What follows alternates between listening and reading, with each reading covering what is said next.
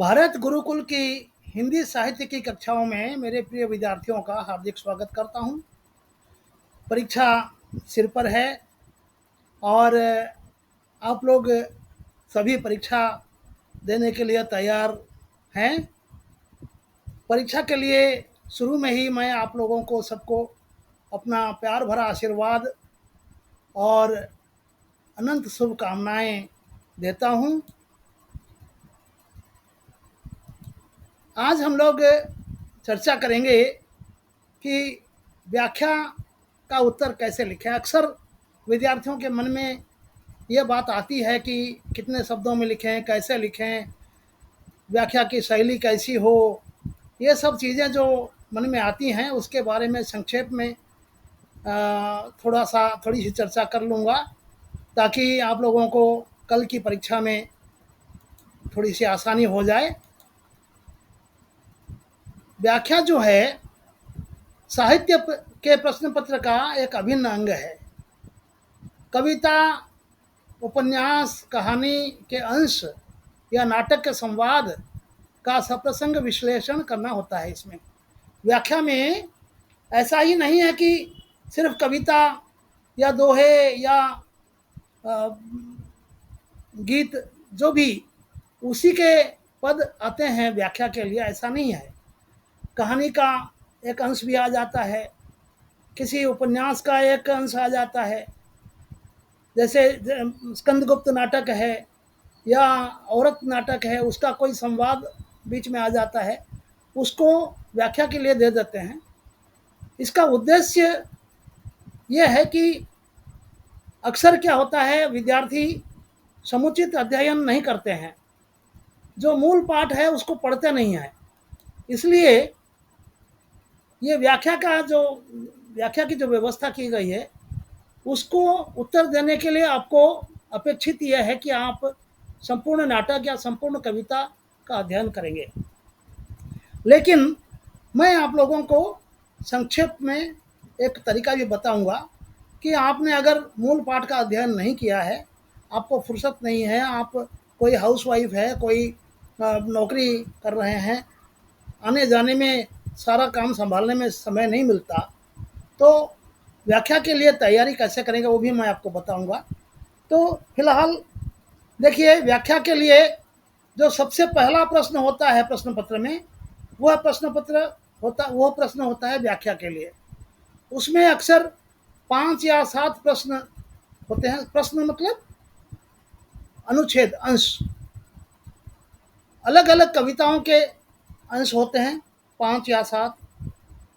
पूर्णांक के हिसाब से 100 अंकों की परीक्षा है तो 7 हो सकते हैं और 5 भी हो सकते हैं। 50 अंकों की परीक्षा है तो 5 होते हैं, उसमें से आपको 2 या 3 करना होता है।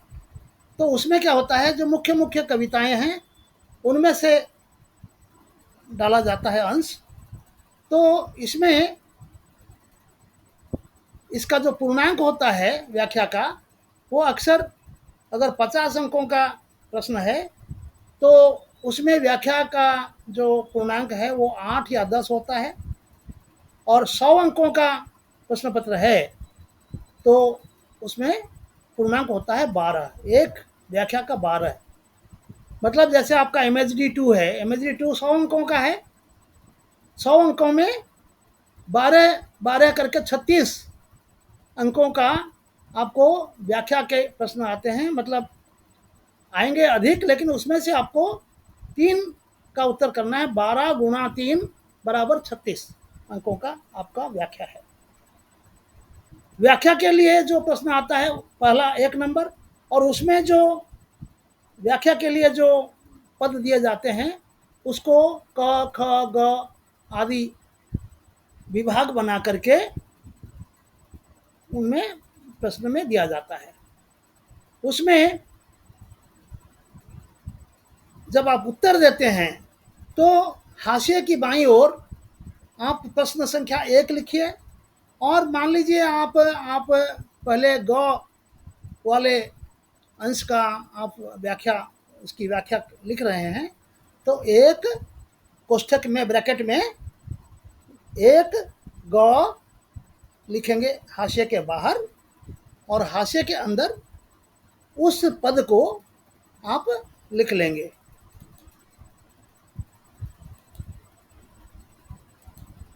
व्याख्या का उत्तर कैसे शुरू करें? मैंने जैसे बताया, आपको हाशिया पहले छोड़ना है। 1.5 इंच यानी 3 उंगली के बराबर आपको खाली स्थान बाईं ओर छोड़ देना है। वह जांचकर्ता के लिए होता है, और आप उसमें लिखेंगे सिर्फ प्रश्नों की संख्या लिखेंगे। जिसका उत्तर आप लिख रहे हैं उस प्रश्न की संख्या को आप वहां पर लिखेंगे। हाशिए की बाईं ओर प्रश्न लिखें, उसके साथ प्रश्न प्रश्न के पास योजक चिन्ह लिख करके 1 या 2 या 5 जो लिखते हैं, और उसके बाद उसका अगर विभाग उपविभाग जैसे व्याख्या का है, व्याख्या में 3 उत्तर देने हैं, तो क ख ग या ग घ य जो भी आप कर रहे हैं तो उसको पहले लिखेंगे, फिर अंदर लिखेंगे। जैसे आपका संक्षिप्त टिप्पणी आती है वो भी क ख ग घ ऐसे करके आता है, तो उसके लिए भी यही नियम आप याद रखिए।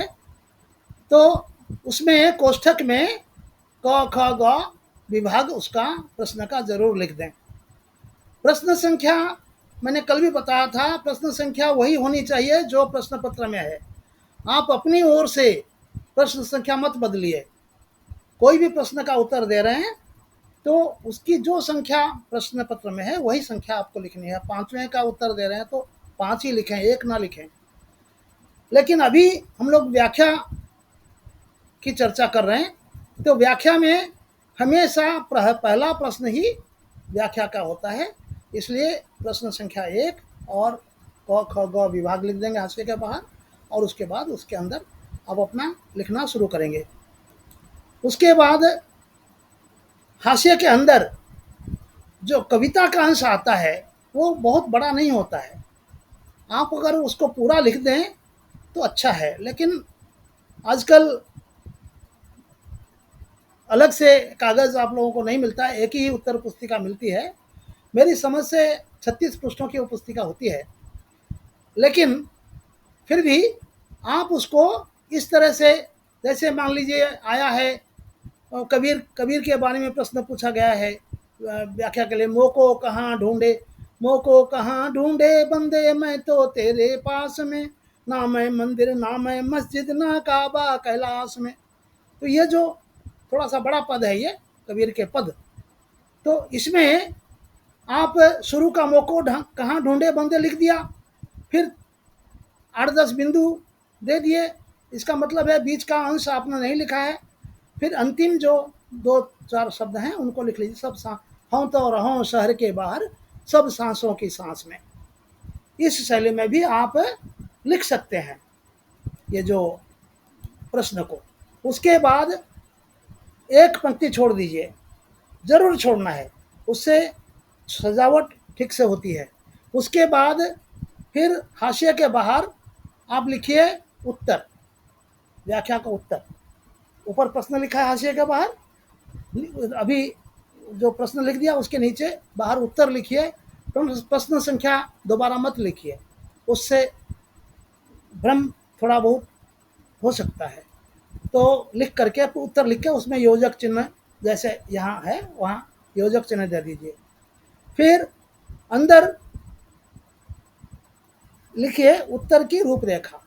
जैसे लंबे प्रश्न का मैंने बताया था वैसे ही व्याख्या में भी उत्तर की रूपरेखा लिखिए, और उसके नीचे व्याख्या के लिए आप अपने जो शीर्षक उपशीर्षक जिन बिंदुओं पर आप चर्चा करेंगे उन बिंदुओं को आप 1 2 3 4 5 6 अंदर, मतलब हाशिए से थोड़ा सा 1 इंच और छोड़कर अंदर 1 2 3 4 करके 5 6 7 8 9 10 जितने भी बिंदु हैं उस पर हम अभी चर्चा करेंगे, उन शीर्षक उपशीर्षक को लिख दीजिए। फिर उसके बाद हर शीर्षक पर आप अपना उत्तर लिखना शुरू कीजिए। हर शीर्षक पर, जैसे उत्तर की रूपरेखा के बारे में मैं आपको बता रहा हूँ। सबसे पहले होता है प्रस्तावना। प्रस्तावना में आप लिखेंगे वो है कविता या वो कहानी का अंश या उपन्यास का अंश या नाटक का जो क्या कहते हैं संवाद, नाटक में अंश नहीं होता है, संवाद होता है।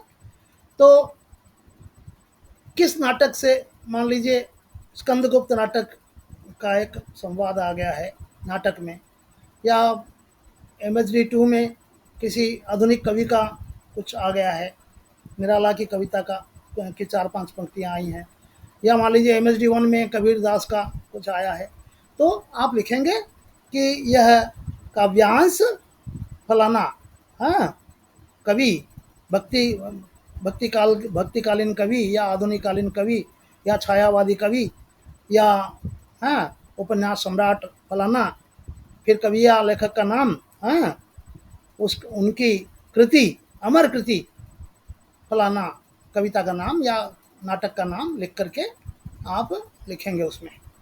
ये हो गया प्रस्तावना। और इस काव्यांश में कवि क्या कहना चाहता है, जैसे मान लीजिए मोको कहाँ ढूंढे बंदे, मैं तो तेरे पास में, नाम मस्जिद नाबा नाम काबा कैलाश में, इस पद का अगर आया है तो इसमें कवि का जो भावसार है, भावसार क्या है न, कबीर दास यहाँ इन पंक्तियों में ईश्वर की सर्वव्यापकता, अद्वैत स्थिति का वर्णन कर रहे हैं, और ईश्वर के नाम पर जो मंदिर मस्जिद या विविध प्रकार के कर्म कांड या क्या कहते हैं रूढ़ियों का चलन समाज में हो गया है, उसका तीव्र विरोध करते हैं, उसका कड़ा क्या कहते हैं मतलब उसको, उसका विरोध कर रहे हैं, खंडन कर रहे हैं। ये हो गया प्रस्तावना। 4-5 वाक्यों में ही प्रस्तावना खत्म हो जाएगा, क्योंकि आपको व्याख्या में 10-12 अंकों का प्रश्न है, इसलिए आपको 500 शब्दों के अंदर लिखना है, मैं आपको बाद में बताऊंगा। तो रचयिता का, उसके बाद आएगा रचयिता का संक्षिप्त परिचय। ये शीर्षक उपशीर्षक मैंने अपने ओर से दिए हैं, आप उसको बदल सकते हैं। आप लिखेंगे कवि परिचय या नाटककार का परिचय, हाँ, इस तरह से आप लिख के उसके बारे में सबसे पहले लिखेंगे कवि कौशल, मतलब किस प्रकार से कुशलता पूर्वक, जैसे कबीर के बारे में कहेंगे तो कबीर डंके की चोट पर बड़ी कड़ी भाषा में लोगों की आलोचना करते थे, मजहबी कट्टरपन का और रूढ़ियों का, कर्मकांडों का, ये जो ढकोसले चल रहे हैं उनका, कठोर जातिवाद का, हाँ, मजहबी वैमनस्य का वो कटु आलोचना करते थे। उनकी भाषा बहुत ही चोट करने वाली होती थी। कवि कौशल कवि की ये, ठीक है। जन्म मृत्यु फिर लिखेंगे, ये 2.1 हमने लिखा है, ये हो गया कवि कौशल। फिर 2.2 उसके नीचे मैंने बराबर में लिख दिया है, लेकिन आप उसके नीचे लिखेंगे 2 जो नंबर 2 लिखे हैं वो कवि परिचय आपने लिखा, जहाँ से लिखा उससे थोड़ा सा अंदर ये जो उपशीर्षक हैं, थोड़ा सा आधा इंच 1 इंच छोड़ के लिखेंगे तो सुंदर सजावट उसकी आएगी, जैसे आपकी किताबों में लिखा हुआ है। उसके बाद कवि का जन्म, कबीरदास का तो जन्म का पता नहीं, वो उसमें विवाद है। उनकी जन्म के बारे में जो कथा है, थोड़ा सा बहुत संक्षेप में, लहर तारा तो तालाब के किनारे मिले थे जुलाहे दंपति को, जुलाहे परिवार में, मुसलमान जुलाहा परिवार में उनका पालन पोषण हुआ, हाँ, लेकिन कहा जाता है कि वो ब्राह्मणी की संतान थे। इस तरह से तो वे जीवन ना हिंदू उनको स्वीकार करते थे, ना मुसलमान उनको मुसलमान मानते थे। ये इस तरह से जो एक परिस्थिति उनके जीवन में पैदा हुई, इससे वे कटु समालोचक बन गए दोनों के। तो इस तरह से लिखेंगे जीवन संघर्ष कैसा है, वो नहीं कर पाते थे, कमाई नहीं कर पाते थे, घर में अशांति होती थी, उनके बच्चे भी थे 2। फिर उसके बाद कुछ साहित्य कृतियाँ और उनका प्रकाशन वर्ष। तो साहित्य कृतियाँ आप लिखेंगे जिसका भी है। प्रेमचंद है तो सिर्फ उपन्यास या कहानी का नहीं लिखेंगे, उनके उन्होंने जितना भी, जैसे जयशंकर प्रसाद हैं, उन्होंने नाटक भी लिखे हैं, कहानियाँ भी लिखी हैं, काव्य भी लिखे हैं, ठीक है। महादेवी वर्मा ने उस तरह से लिखा है, हाँ, कहानी लिखी है, रिपोर्टाज, संस्मरण, हाँ, कविता, निबंध, सब हर इसमें उन्होंने हाथ लगाया। अनुवाद भी करते हैं लोग, ठीक है। तो जिस कवि के बारे में ये आया तो उसका थोड़ा सा लिखेंगे। इससे क्या होगा, आपको लग रहा होगा कि यह अनावश्यक है, व्याख्या में इसकी क्या ज़रूरत है। ज़रूरत इसलिए है कि जांचकर्ता को आप कितने 30 मार्क कहाँ हैं, 40 मार्क कहाँ हैं, उसका पता लगाना है। जांचकर्ता को एहसास हो कि आप गहन अध्ययन करने वाले लोगों में से हैं, तो जांचकर्ता की कलम फिसलेगी और बहुत आगे बढ़ जाएगी, लाल कलम। उसके बाद फिर कौन सी बात आती है, देखिए, उसके बाद कवि परिचय के बाद आ गया संपूर्ण कृति के विषय में, विषय के आलोक में आलोच्य अंश का महत्व, उसके पूर्व और बाद की घटना का जिक्र, मतलब प्रसंग। यहाँ प्रसंग जो है, पूर्व प्रसंग और बाद का प्रसंग क्या है। मान लीजिए कबीर का दोहा, कबीर के दोहे में तो कोई पूर्व, कोई कथानक नहीं है, तो उसमें पूर्व का प्रसंग या बाद का प्रसंग नहीं आएगा। लेकिन मान लीजिए किसी कहानी का अंश आया है, जैसे वो शकलदीप बाबू का एक आता है, शकलदीप बाबू अपने बच्चे को, हाँ, डिप्टी कलेक्टर बनाने के लिए कड़ी मेहनत करके सारी कमाई, हाँ, वो खर्च कर देते थे, और दबे पाँव जा कर के देखते थे बेटा क्या कर रहा है, सोया या नहीं, इस तरह से।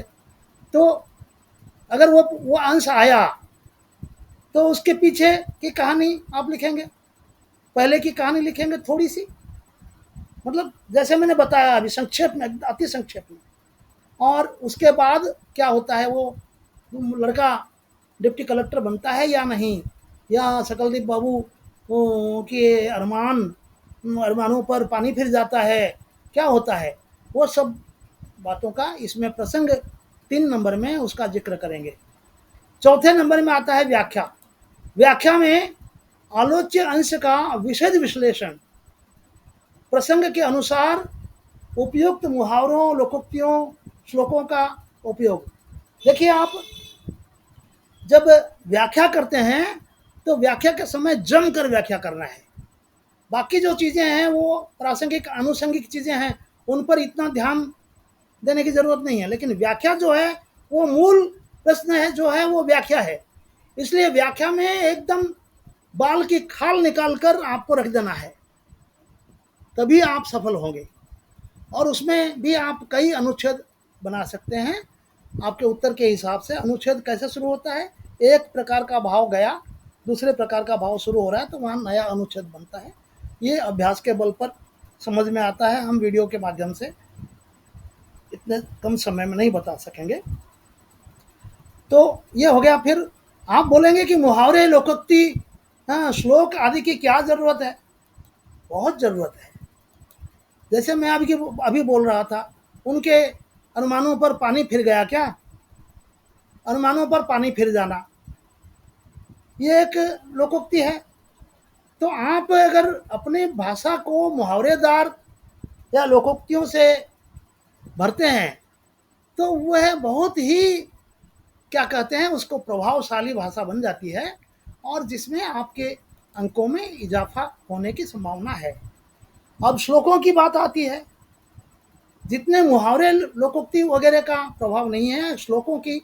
जैसे मैं आपको कहता हूँ, यही जो मोको कहाँ ढूंढे बंदे मैंने शुरू में लिखा है, हाँ, उसमें संस्कृत में एक श्लोक है, हाँ, आप लोग, उत्तमा सहजावस्था, शिव पुराण में यह श्लोक है।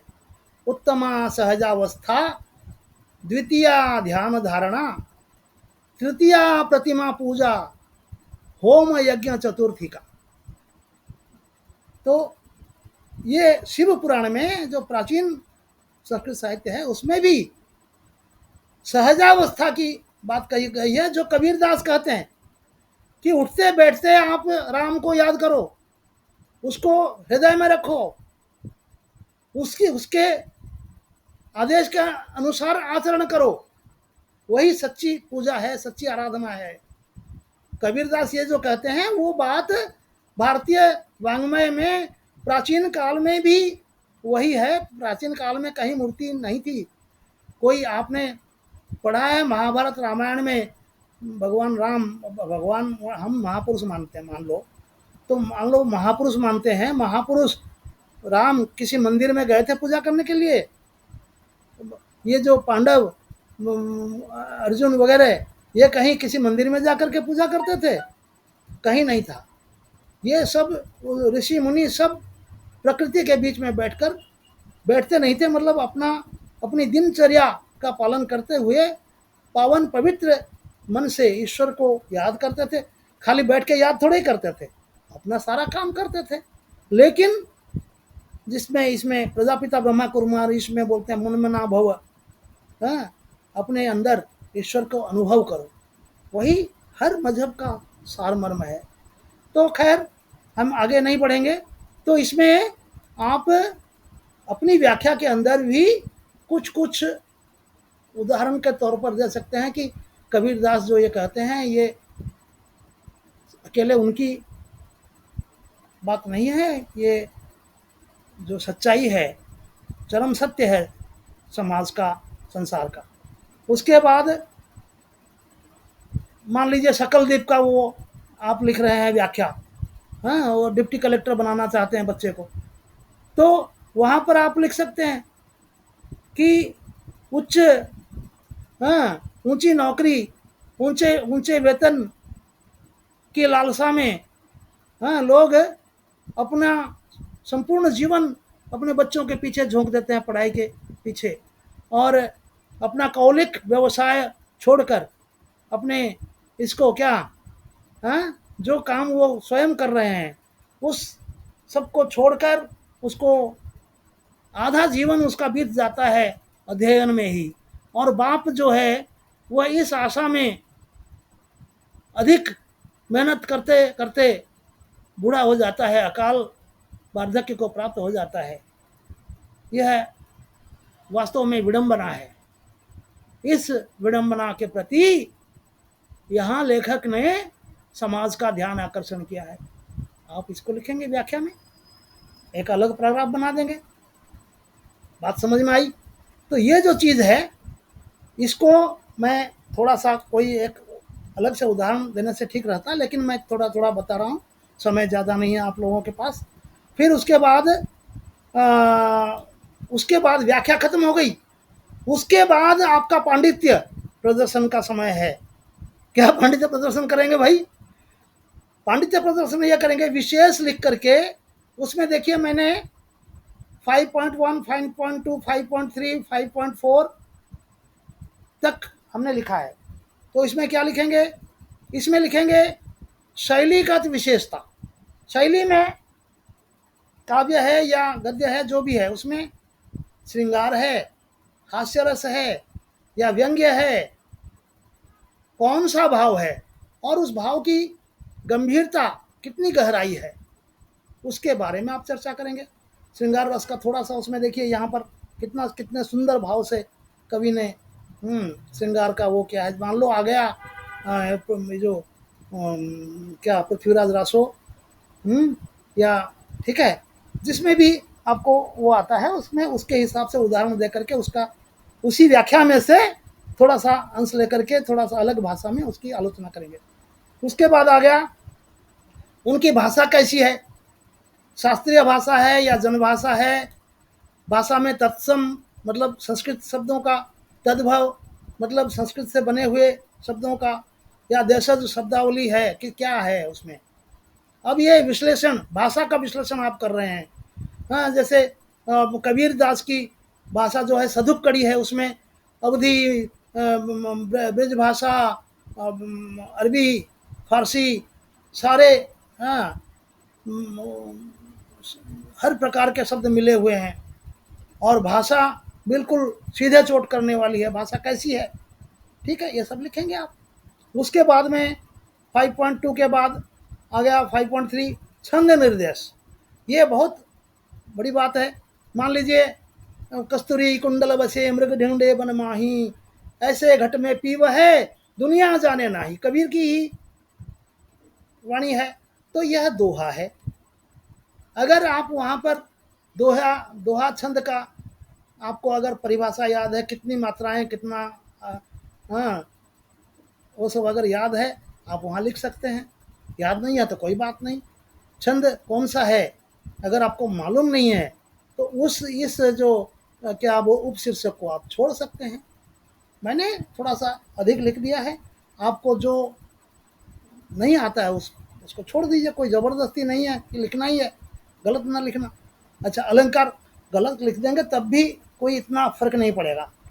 अलंकार विवेचन ये बहुत ही सटीक चीज़ है। अलंकार जैसे एक श्लेष अलंकार है, यमक है, या अनुप्रास अलंकार है, उत्प्रेक्षा है, कौन सा अलंकार उस पद में है। देखिए गद्य में भी अलंकार होता है।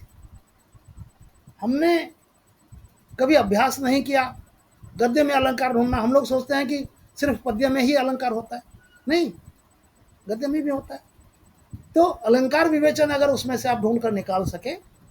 चारू चंद्र की चंचल किरणें खेल रही थी जल थल में, स्वच्छ चांदनी बिछी हुई थी अवनी और अंबर तल में।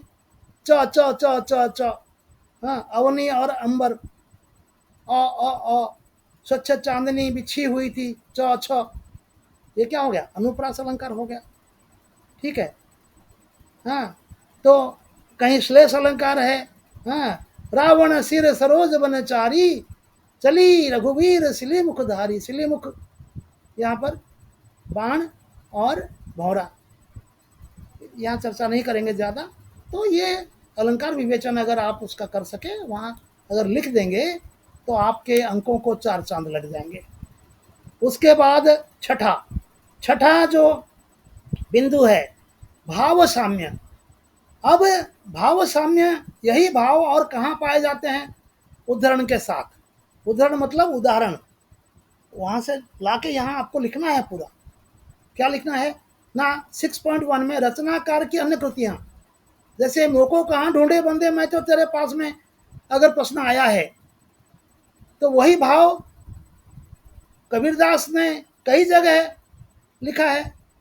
हाँ, कांकर पाथर जोड़ के मस्जिद लियो बनाए। हाँ, ठीक है। फिर बोलते हैं अगर पत्थर को पूजा करने से हरी मिले तो मैं पूजूं पहाड़। ये है। जैसे कस्तूरी कुंडल बसे मृग ढूंढे बन माही, अभी मैंने कहा था। ऐसे घट में पीव है दुनिया जाने नाही, इसी घट में पीव है। कस्तूरी की नाभि से खुशबू निकल रही है, उसको पता नहीं उसकी नाभि में है, और वो मृग सारे वन में सूंघता हुआ ढूंढता है कि ये कहाँ से ये सुगंधी खुशबू आ रही है। तो वैसे ही इंसान जो है उसके अंदर है, लेकिन वो मस्जिद मंदिर काबा कैलाश, हाँ, वो बोलता है कि छुरी से काटना है बकरी को, वो बोलता है गड़ासे से काटना है। हाँ, ये जो चीज़ें सब ढकोसले हैं उनमें ईश्वर कहाँ है। ईश्वर तो अपने अंदर है। हों तो रहो शहर के बाहर, सब सांसन की सांस में, हर सांसन मतलब प्राणी, हर प्राणी के सांसों में मैं बसा हुआ हूँ। तो उसका भाव साम्य कबीर की रचना में भरा पड़ा है। दो तीन दोहे या लिख दीजिए। फिर संस्कृत या किसी अन्य भाषा में, किसी अन्य भाषा की किसी कृति में वैसी बातें अगर लिखी हैं तो हिंदी साहित्य के किसी दूसरे कवि ने लिखा है या किसी गद्य रचना में है, गद्य में भी लिख सकते हैं आप। कोई ज़रूरी नहीं है कि उदाहरण सिर्फ पद्य में पद्य का ही देना है, गद्य में गद्य का ही देना है, ऐसा नहीं है। गद्य में पद्य दे सकते हैं, पद्य में गद्य भी उदाहरण दे सकते हैं। भाव वही होना चाहिए। अभी जैसे मैंने कहा था शिव पुराण में, हाँ, उत्तमा सहजावस्था, द्वितीय ध्यान धारणा, तृतीया प्रतिमा पूजा, होम यज्ञ चतुर्थी का। हम लोग होम यज्ञ को पहला समझते हैं, सर्वश्रेष्ठ आराधना समझते हैं। लेकिन शिव पुराण में कहा है कि वो सबसे घटिया उपासना है, वो सर्वश्रेष्ठ उपासना है, जो कबीर जो कहते हैं वो सर्वश्रेष्ठ उपासना है। आप उसको लिखिए, देखिए आपको 12 में से आपको 11 अंक मिल जाएंगे। अगर आपकी भाषा सही है, आपके अक्षर सुंदर हैं, पढ़ने लायक हैं, वो पढ़ेगा नहीं तो नंबर क्या देगा, ठीक है। उसके बाद 7वां है निष्कर्ष। निष्कर्ष में आप लिखेंगे कवि कहाँ तक सफल हुआ है और वर्तमान के संदर्भ में उस पद की प्रासंगिकता। जैसे मैंने कहा कि कहाँ तक सफल हुआ है, सफलता उन्होंने इतनी कटु शब्दों में बात की है, उदाहरण दे दे करके। जैसे मैं आपको बताता हूँ, कुछ बता रहा हूँ तो उदाहरण दे दे करके बताता हूँ, तभी तो आपकी समझ में आता है, तभी तो आपको याद रहेगा, तभी तो आप पर कुछ प्रभाव पड़ेगा। अगर उदाहरण नहीं दूंगा, सीधे सीधे भाषण दे दूंगा, तो भाषण का कोई अर्थ नहीं होता है। तो उसी तरह से कबीर दास जब कहते हैं या कोई भी जो कहते हैं, वो वर्णन करने में किस हद तक सफल हुआ है, श्रृंगार वर्णन है या वो शकलदीप का जो है वो पिता की मानसिक अवस्था का उसमें वर्णन है।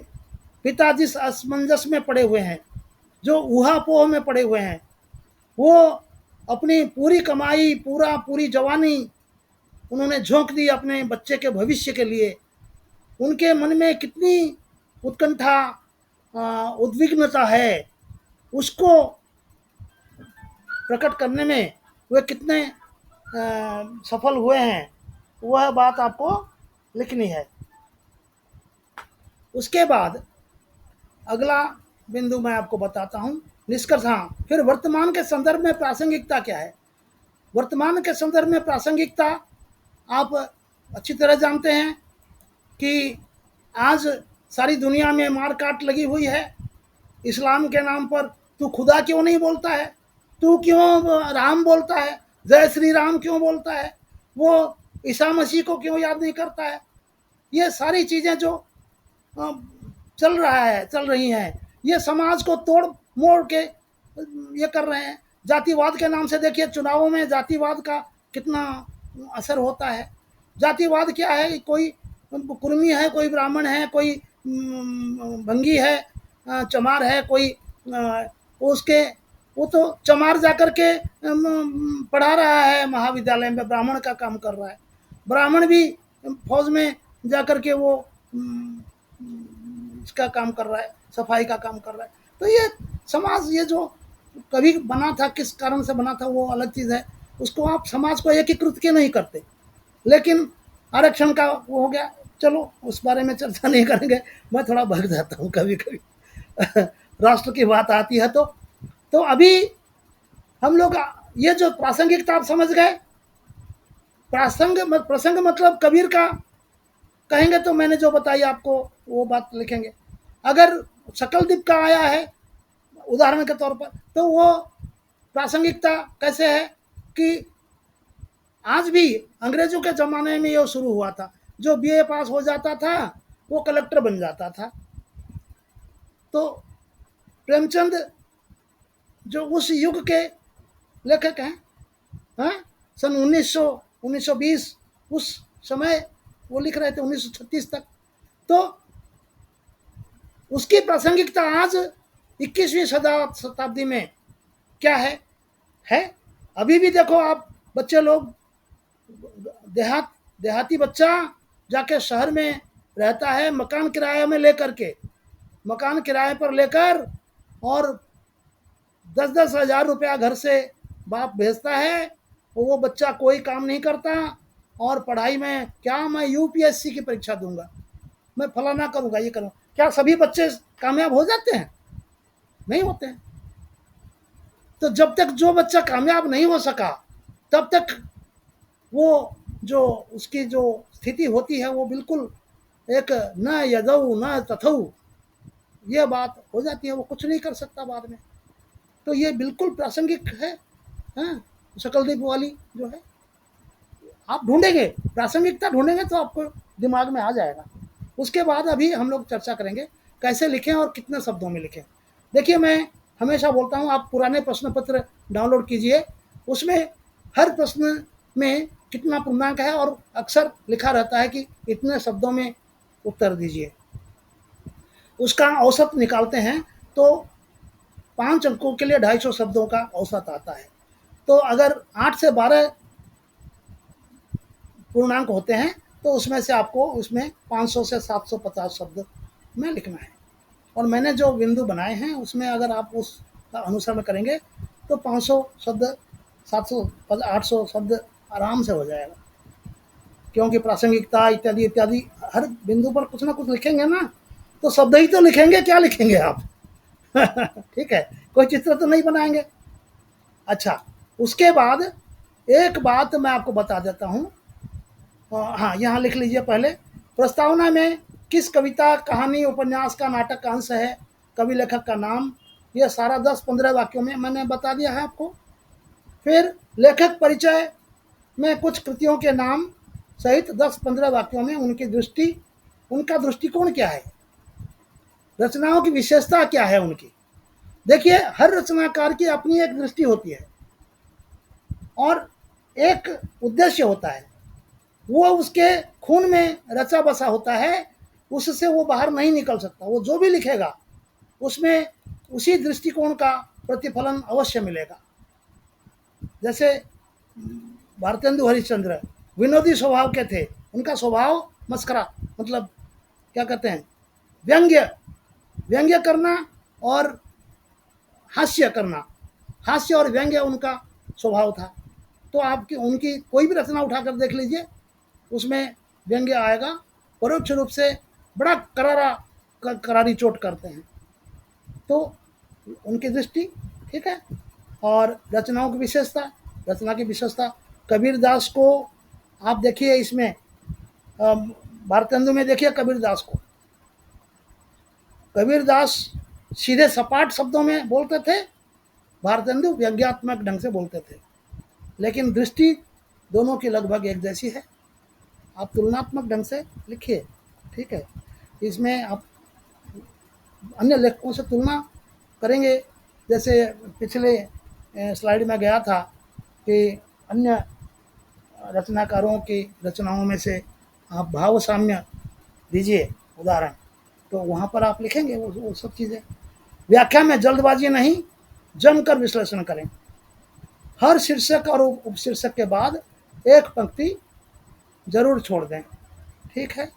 अब उसके बाद हम लोग आते हैं, इस पर भी ध्यान देना जरूरी है, उत्तर जहाँ खत्म होता है वो उस पृष्ठ में अगर थोड़ी सी जगह बची है, 3-4 पंक्तियाँ, तो वहाँ पर अगला उत्तर शुरू मत कीजिए, अगले इसमें चले जाइए। व्याख्या में भी एक व्याख्या आपकी खत्म हो गई तब तक और 2-3 पंक्तियाँ हैं, तो उसको आप छोड़ दीजिए। हाँ, पीटीओ लिख देंगे और अगले पृष्ठ में लिखेंगे। आप बोलेंगे कि हम, आप सोचेंगे कि इतना जगह छोड़ते जाएंगे तो हमारा तो पूरा नहीं होगा। आप तो बोल रहे हैं कि 250 शब्द लिखने हैं हर 5 अंकों के लिए। आप अपने अक्षरों को वैसे अभ्यास कीजिए, हाँ, ज़्यादा छोटा नहीं, ज़्यादा बड़ा नहीं। एक एक विद्यार्थी हमने देखा है, अब मतलब एक पंक्ति में मुश्किल से 4 शब्द लिखते हैं, तो ऐसे लिखेंगे एकदम घसीटा मार के, तो वो कितने, आपको तो 100 पृष्ठ भी पूरे नहीं पड़ेंगे। एक पंक्ति में कम से कम 8-10 शब्द होने चाहिए, और अत्यधिक छोटा कर देंगे तो वो जांचकर्ता पढ़ नहीं पाएगा, इसलिए उसको ध्यान रखें। फिर प्रश्न और उत्तर अलग अलग रंगों की कलम से लिखें। हाँ, प्रश्न अलग रंग से लिखेंगे और कलम से उत्तर नीले स्याही से लिखेंगे, लाल स्याही वर्जित है। उत्तर पुस्तिका पर अपना नाम, नामांकन संख्या, कोर्स कोड अंग्रेजी में लिखेंगे, क्योंकि जो क्या कहते हैं, जो इग्नू के जो अधिकारी या जो कार्यकर्ता आपकी कापियों का इधर उधर भेजना उजना करेंगे, कंप्यूटर में चढ़ाएंगे, उनको देवनागरी अंकों का ज्ञान नहीं होगा, तो आपका जो प्राप्तांक है वो किसी दूसरे विद्यार्थी के इसमें चढ़ जाएगा। 7 को थोड़ा सा लंबा कर देंगे, उसकी पूंछ तो वो 5 बन जाता है देवनागरी में। 2 को थोड़ा सा घुमा दिए तो वो अंग्रेजी का 3 बन जाएगा। तो ये सब चीज़ें जो हैं आप थोड़ा सा ध्यान रखिए। हस्ताक्षर के, जहाँ पर हस्ताक्षर करना है आप लोग उसमें अपना पूरा नाम लिखिए। जो पूरा नाम लिखेंगे क्यों? आप पूछेंगे ये क्या बोल रहे हैं आप? वो इसलिए है कि आपकी नामांकन संख्या अगर कहीं आपके अक्षर में कहीं थोड़ा सा गड़बड़ होता है तो वो जो अंक नंबर चढ़ाने वाला व्यक्ति आपका नाम अगर पूरा लिखा हुआ है तो वो उसको आपका नाम टैली करेगा। अलग अलग मान लो 5-7 में अगर फर्क हो रहा है, 2 या 3 में या 7 को, हाँ, एक को कोई कोई क्या करते हैं अंग्रेजी में ऐसे ऐसे घुमा के ऐसे लिख के नीचे रख देते हैं, तो वो अंग्रेजी 7 का जैसे थोड़ा सा लंबा हो जाएगा तो वो अंग्रेजी 7 बन जाएगा। तो एक को आप अगर वो 7 करके पढ़ा और आपका नाम अगर नहीं आया तो वो समझ जाएगा कि नहीं ये इस विद्यार्थी का नहीं है, ये नंबर इसका नहीं है, फिर वो एक लगा के एक्सपेरिमेंट करेगा। तो इसलिए हस्ताक्षर जो अपना है पूरा नाम लिखना चाहिए। अब उत्तर में, हाँ, आरेख, वेन डायग्राम वगैरह, ये साहित्य के उत्तर में आरेख क्यों, डायग्राम क्यों?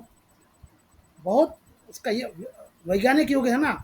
आप लिखेंगे मान लीजिए, हाँ, कबीर कबीर की दृष्टि दृष्टि का उत्तर दे रहे हैं, वहाँ एक गोल घुमा के बीच में कबीर लिख देंगे, लकीरें खींच देंगे सूर्य की किरणों के जैसे, ठीक है क्या? धार्मिक कट्टरता का खंडन, क्या कहते हैं, जातिवाद का खंडन, हाँ, इस तरह से अलग अलग तीर लगा के लिख देंगे तो वो जांच करता देख कर ही समझ जाएगा कि विद्यार्थी गहरे पानी में है। पूरा 30 मार कहाँ है या 40 मार कहाँ है समझ जाएगा, ठीक है। तो आरेख का प्रयास कीजिए, काफ़ी विद्यार्थी करते हैं ऐसा, तो आप लोग भी अभ्यास कीजिए। फिर स्याही गाढ़ी और सुंदर, हल्की स्याही से लिखेंगे वो पढ़ नहीं सकेगा। अंत में आपका लिखा हुआ कोई पढ़ेगा तभी तो नंबर देगा, तो इसलिए अपने अक्षरों पर ध्यान दो और गाढ़ी स्याही से सुंदर सुंदर अक्षर लिखो। परीक्षा में बड़ी सफलता के लिए हमारी अनंत शुभकामनाएं। आप लोग बड़ी सफलता प्राप्त करें, हमारी अनंत शुभकामनाएं हैं। जय हिंद।